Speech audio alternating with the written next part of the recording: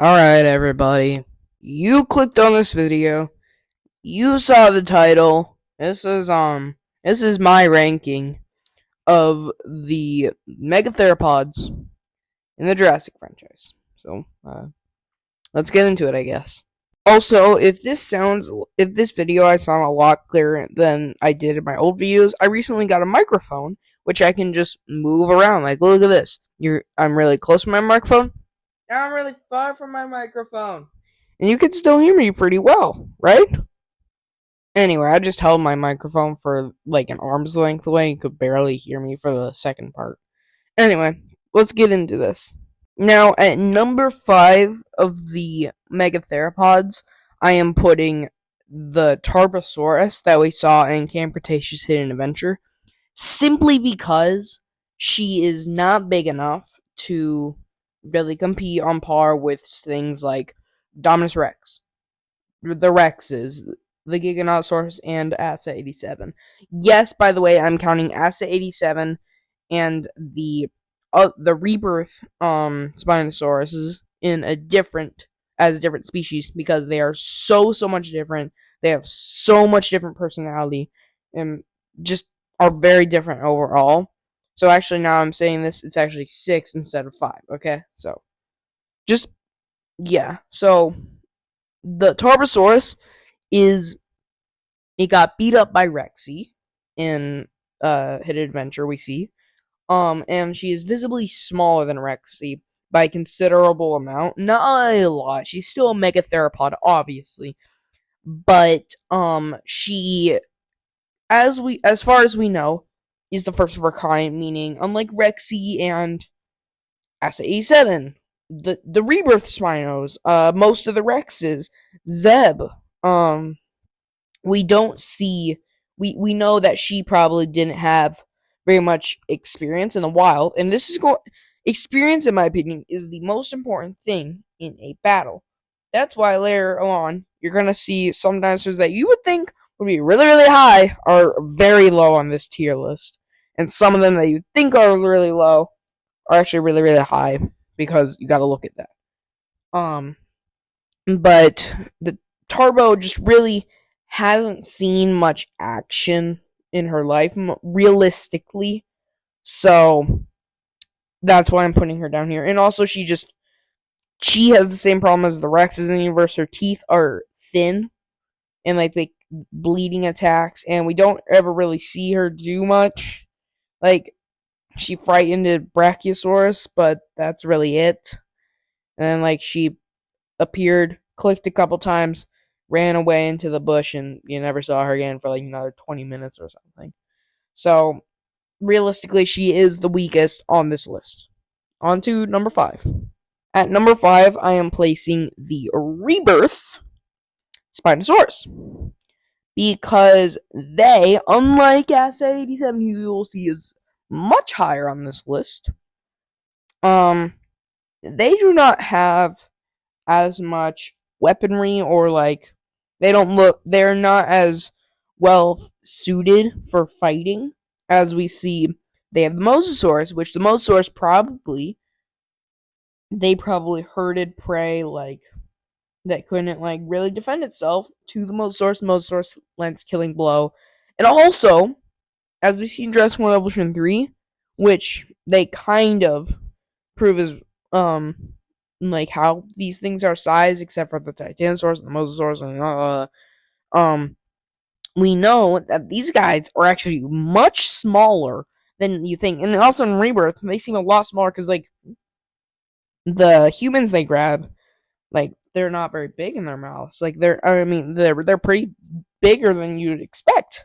So I'm putting them above Red, though, which is the Tarbosaurus, simply because, and I'm considering like all of them as a species combined, like the average, they were in the wild like their whole lives, and like they've probably met Ember, probably the D-Rex, probably lost like a Spino or something. So they're a lot higher than they're higher than the Tarbo, obviously, but because of their smaller size and them not having a very strong bite, as we see in Rebirth when they grab that one dude. He like doesn't bleed or anything for like 2 bites. We know that their bite force isn't the strongest, but still they're definitely stronger than the Tarbosaurus.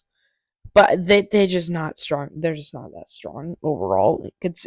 Compared to the other things, except for number 4, they're not the strongest by a long shot. All right, hold your horses for everybody's opinion on this one.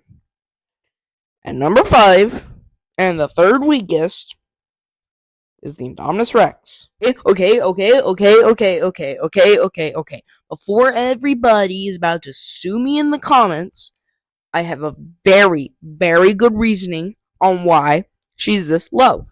And quite simply, there are 3 reasons on why she is the third weakest. The first one is that she has never been in the wild her entire life.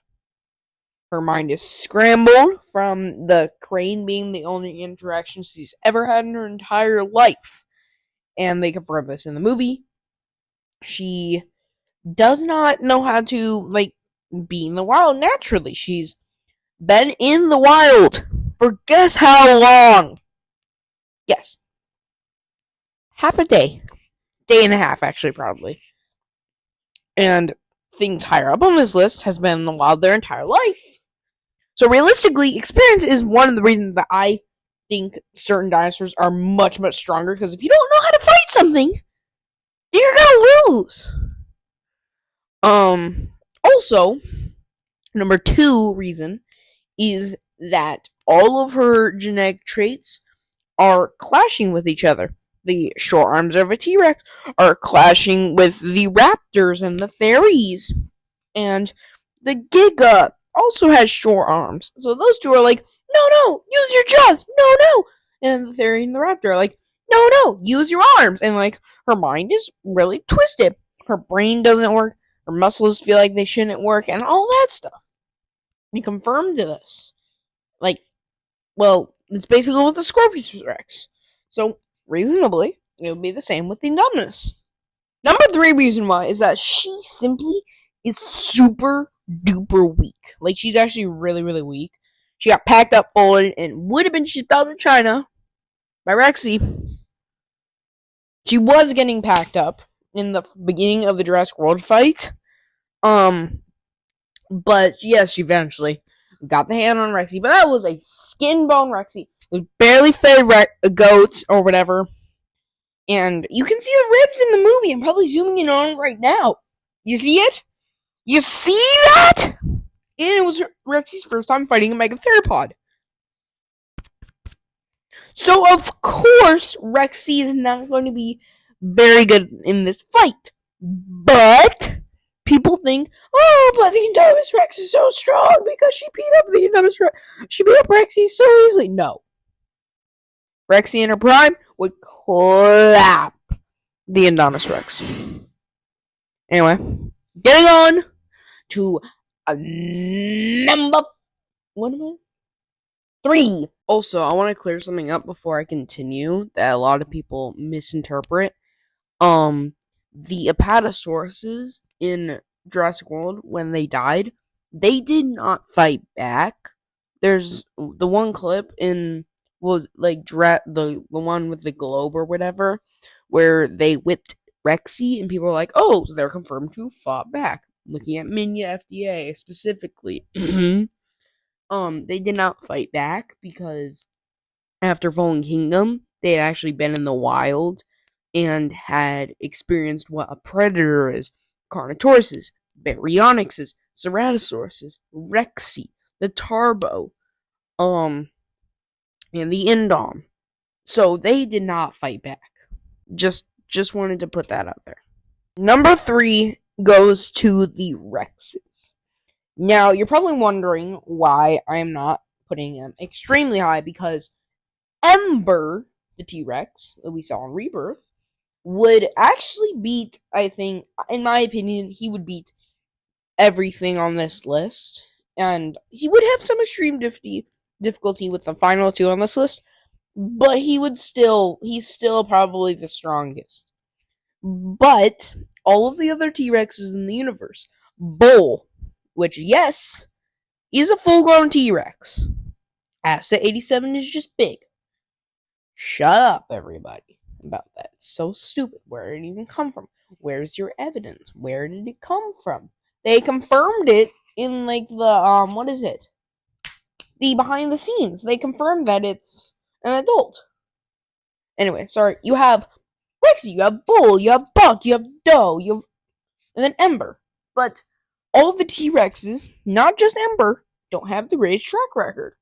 Ember is bigger. He's stronger. He's lived in the wild his entire life. And he's interacting with most things. The Distortus Rex, the Spinosauruses, Ankylosaurus, as we saw those in the movie. And who knows what else was on the island. Mutodons, Raptor Packs. But even though he is very strong, overall his species isn't the strongest on this list. I am sorry. But that's really all I have to say. They just get outclassed, but they take number 3 as the player the strongest. Moving on. Now we're on the final 2 megatheropods on the megatheropod thingy list, whatever. We have Zeb, the Giganotosaurus. I'm specifically using Zeb because I believe the Prologue Giga, like, there's not really much, but we'll be saying the Prologue Giga is basically Zeb because they're basically the same thing. That's the same, whatever. Zeb and Asset 87. Who do you think's number 2? Place your bets right now. I'll give you 5 seconds.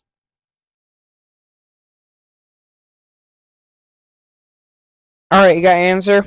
Okay. Number 2 is Zeb. The Giganotosaurus is, actually. Sorry. And the reason I have Zeb below Asset 87 is because he, hasn't fought other megatheropods. He's never fought many other predators in his life because we know he was born in the Biosyn Valley as the only carnivores that were in Biosyn Valley, were the Dilophosaurus, Compsognathus, Morris Intrepidus, and I believe the Atrociraptors as we see them in Chaos Theory. And while yes, he's a very, very, very good combatant, as we see in Chaos Theory, and we see in Dominion, he simply does not have the experience. Enough experience. He still has very good experience, don't get me wrong. He does not have the experience to beat number 1 on this list. Number 1, I already told you who it is, but he's my favorite dinosaur ever. I love him so, so much.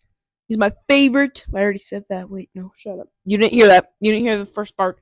It was AI.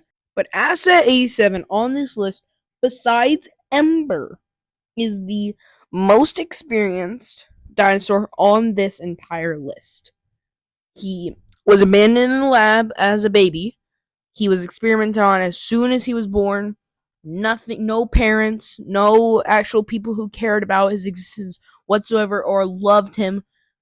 And then once the scientists were done experimenting on him and poking needles in him, they ditched him out in the wild, left the island, and guess what? He had no survival skills, no parents, and no way how to be a dinosaur. And on this island, which was Isla Sorna, there were Rexes, Bull, Buck, Doe, and obviously lots of others. There were raptor packs, which we see have more than 20 raptors in the Lost World in Jurassic Park 3. Now imagine how hard it would be for a baby dinosaur to grow to adulthood and become the boss of the island, basically, because it's confirmed he can cause an extinction level event for the island. Like, he can wipe out everything on the island if he wanted to, but obviously he wouldn't, because then he would die as well, because there would be no food. But we see how fast in Jurassic Park 3 the main cast got found by the Raptor Pack. It was like like maybe a couple hours, like 7 hours maybe. Um, so imagine how long it would take him for maybe a year because engines faster growth. Also, we see he's incredibly great combatant in Jurassic Park 3 and Camp Cretaceous. He can take such a beating in Jurassic Park 3. He gets shot by the guns that they blew up planes with. He gets hit on the sail by a jet that just took off, which is about like a couple miles, 100 miles per hour, which is a lot. On his sail, and then we see him go to a tree, no visible injuries, blah blah blah. That whole scene happened. Buck rammed him, which was a big deal, and he shows no visible injuries. Basically slaughters not Buck, Bull, who's basically just like first time fighting today, and SA-7's gone through all this. Basically, what I'm trying to say here, Asset 87 is the strongest. Indominus Rex sucks badly. Ember, out of all the individuals, is probably the strongest. Asset 87, I would say, is the second strongest, followed by either Zeb or Buck. Anyway, that's going to be it for the video. Please like and subscribe. Thank you all for watching very much. I really appreciate it. And I will see you next time. Goodbye.